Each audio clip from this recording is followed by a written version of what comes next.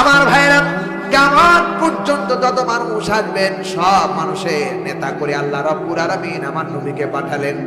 2 নম্বরে সাইয়্যিদুল আম্বিয়া, এই পৃথিবীতে মুহাম্মদ রাসূলুল্লাহ সাল্লাল্লাহু আলাইহি সাল্লাম পর্যন্ত যত নবী এসেছিলেন পৃথিবীতে সব নবীর নেতা করে আল্লাহ রাব্বুল আলামিন আমার নবীকে পাঠালেন। সুবহানাল্লাহ বলবেন না? আমার ভাইরা, যত বাধা দেবে তত কিন্তু কোরআনের আইন জ্বলবে। কথা বলেন ঠিক কিনা?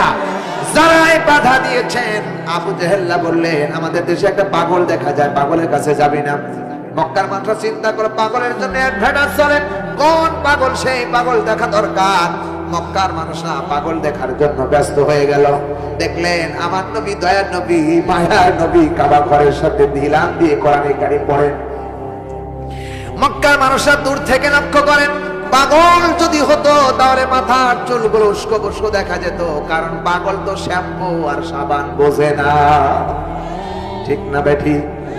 মাথার মধ্যে বাবরি চুল ছিল, এত মজার, চুলের মধ্য থেকে এত আলো বের হচ্ছে, এত সুন্দর চিকচিক করতেছে।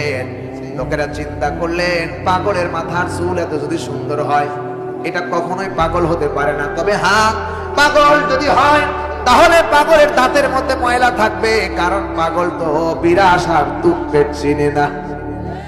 যারা রাস্তায় পড়ে থাকে তারা কি বিরাট দিয়ে দাঁত মাজে নাকি? দাঁতের মধ্যে ময়লা। একটু আগায় বিশ্বনবী কোরআনে কারীম তেলাওয়াত করতেছেন, মক্কার মানুষ আগায় আগায় সামনে আগায় যাচ্ছেন। দূর থেকে লক্ষ্য করে দেখেন বিশ্বনবী ঠোঁটটা নড়তেছেন, মাঝে মাঝে দাঁত বের হচ্ছেন, মনে হচ্ছে বিজলির দানা মতো চকমক করতেছেন। লোকেরা চিন্তা করলেন পাগলের দাঁতে ময়লা থাকতো, কিন্তু ময়লা তো দূরের কথা, এত সুন্দর আলো বের হচ্ছে, এটা পাগল না।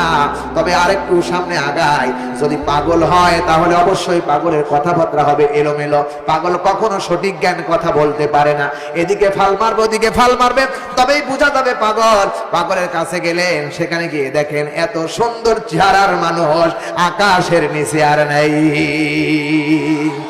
এই মানুষটা এমন কথা বলতেছেন যা দুনিয়ার কোন মানুষ বলে না।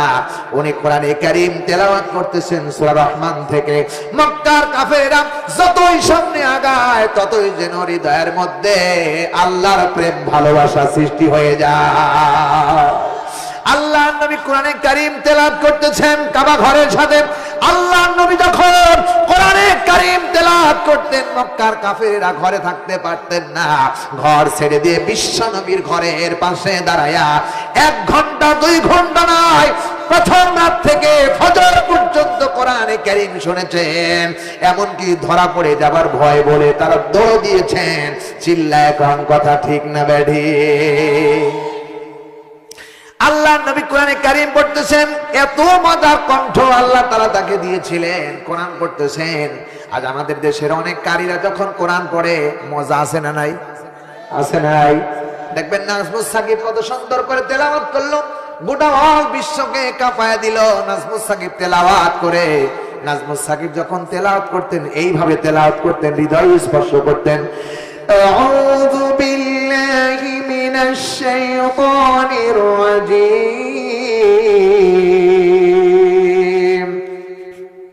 বিসমিল্লাহির রহমানির রহিম,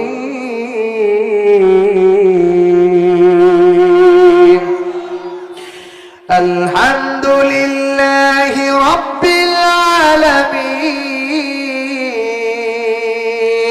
আর রহমানির রহিম,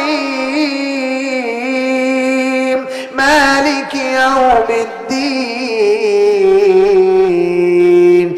ইয়াকা না'বুদু ওয়া ইয়াকা নাস্তাঈন।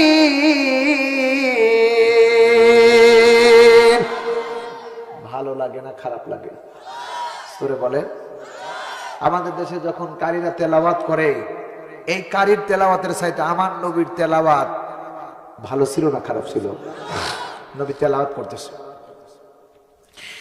আর রহমান